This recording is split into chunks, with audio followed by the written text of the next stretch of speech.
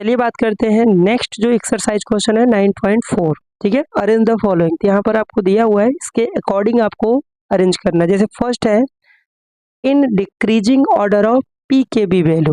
तो आपको पता होना चाहिए कि बेसिक जो स्ट्रेंथ होता है वो पी के बी वैल्यू से क्या होता है, इन्वर्स रिलेशन होता है, और के बी की वैल्यू के डायरेक्टली रिलेशन होता है। ठीक है, तो हमें यहाँ पर लिखा हुआ है डिक्रीजिंग वैल्यू, मतलब सबसे हायर पी के वैल्यू।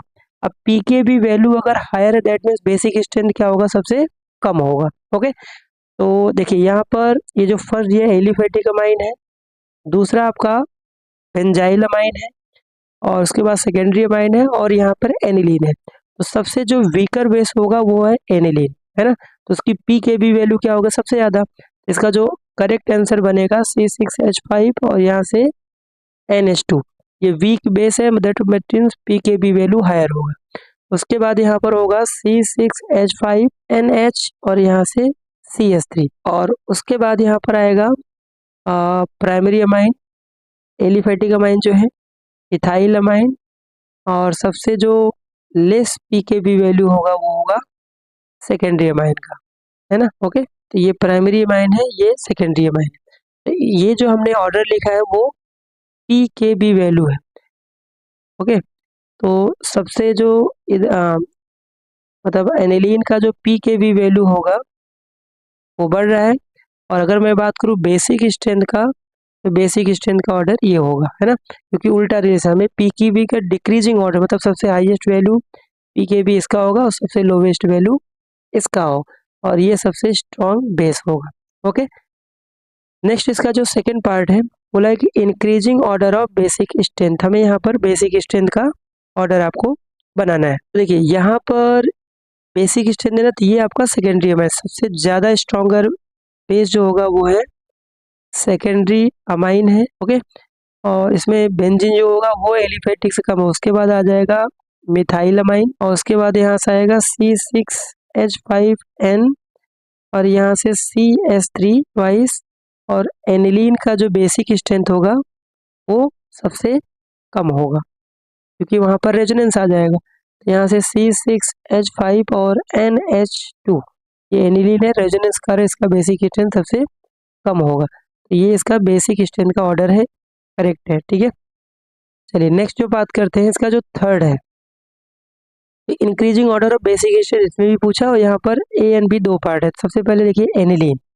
तो अगर मैं बात करूँ एनिलीन का, तो एनिलीन का बेसिक स्ट्रेंथ तो सबसे कम होगा, पैरा नाइट्रो एनिलीन है और पैरा टोल्यूडीन।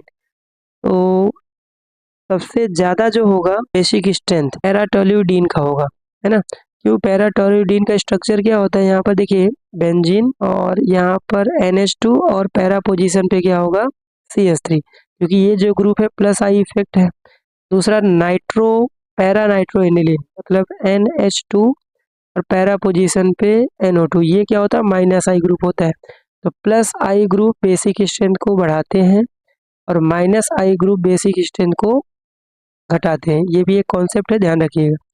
और एनिलीन तो सबसे ज़्यादा जो आएगा वो होगा पैरा, ठीक है, टोल्यूडीन। उसके बाद आएगा यहाँ पर किसका, उसके बाद आएगा यहाँ पर एनिलीन का। सबसे कम होगा किसका, पैरा नाइट्रो एनिलीन का। इसमें नाइट्रो ग्रुप है, माइनस आई, बेसिक स्ट्रेंथ सबसे कम होगा, तो ये इसका करेक्ट ऑर्डर होगा। ओके, चलिए नेक्स्ट, चलिए इसका जो सेकंड बी पार्ट है उसमें क्या दिया है, बेसिक स्ट्रेंथ इसमें भी बताना है आपको। तो सबसे ज़्यादा जो होगा वो होगा किसका, देखिए इन सब में क्या है बेंजीन है, तो एनिलीन ये है, सबसे कम होगा। यहाँ पर देखिए सेकेंडरी अमाइन एक मिथाइल है, यहाँ पर NH2 है, उसके बाद CH2, उसके बाद बेंजीन है ना, तो यहाँ पर रेजोनेंस नहीं है। सबसे ज़्यादा बेसिक स्ट्रेंथ किसका होगा, C6H5 CH2 और NH2 का। उसके बाद आएगा C6H5 और यहाँ से NH और यहाँ से CH3, और सबसे कम जो होगा वो होगा एनिलीन का। रीजन क्या है, यहाँ रेजोनेंस है, और यहाँ पर रेजोनेंस है बट यहाँ पर मिथाइल ग्रुप प्लस आई ग्रुप होता है, और यहाँ पर कोई रेजोनेंस नहीं है, तो ये सबसे ज़्यादा अच्छा बेस होगा इन तीनों के कंपैरिजन में। ओके, चलिए जो फोर्थ पार्ट है उसकी बात करते हैं। फोर्थ पार्ट में in decreasing order of basic strength in gaseous phase. Okay, तो गैसियस फेज यहाँ पर बोला, तो गैसियस फेज में जो कॉन्सेप्ट काम करता है वो होता है plus I effect. Plus I effect जो होता है बेसिक स्ट्रेंथ के डायरेक्टली प्रोपोर्शनल होता है। और जितने भी अल्काइल ग्रुप होते हैं, अल्काइल का मतलब है आर से डिनोट करते हैं, इसमें इथाइल मिथाइल सब आ जाते हैं, है ना। देखिए यहाँ पर प्राइमरी है, ये सेकेंडरी है, ये टर्सरी है, ये अमोनिया है। सबसे ज़्यादा होगा वो टर्सरी अमाइन का, PH3 और यहाँ से N। उसके बाद यहाँ पर आएगा सेकेंडरी अमाइन का, उसके बाद आएगा यहाँ से प्राइमरी अमाइन का, और सबसे कम जो होगा वो NH3, क्योंकि यहाँ पर कोई प्लस आई इफेक्ट काम नहीं कर रहा है। तो ये इसका करेक्ट ऑर्डर है। सबसे ज़्यादा 3 डिग्री, 2 डिग्री, 1 डिग्री, उसके बाद NH3। ठीक है, ये सारे जो है वो NCERT में आपको रीजन के साथ मिलेंगे। तो यहाँ पर फिलहाल ऑर्डर करना है और रीजन भी मैं आपको साइड में बताते चल रहा हूँ। नेक्स्ट इसका जो 5th पार्ट है, बोला है in increasing order of boiling point. Boiling point का यहाँ पर ऑर्डर आपको बताना है। देखिए यहाँ पर अल्कोहल है, तो no doubt alcohol hydrogen bond ज़्यादा बनाएगा, तो सबसे पहले उसको टॉप पे आप कर दीजिए। अब यहाँ पर एक सेकेंडरी अमाइन है और ये है प्राइमरी अमाइन। तो प्राइमरी अमाइन हाइड्रोजन बॉन्ड ज़्यादा बनाता है ना, 3 हाइड्रोजन बॉन्ड बनाता है।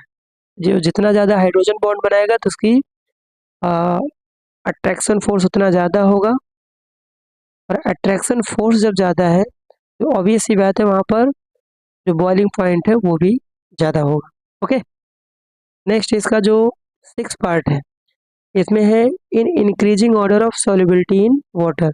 सेम यहाँ पर हाइड्रोजन बॉन्ड ही रीजन है, जितना ज़्यादा जो हाइड्रोजन बॉन्ड बनाएगा उतना ज़्यादा वो सॉल्युबल होगा। ठीक है, तो आपने अभी देखा कि ये आपका प्राइमरी अमाइन है, ये सेकेंडरी है, और ये है एनिलीन।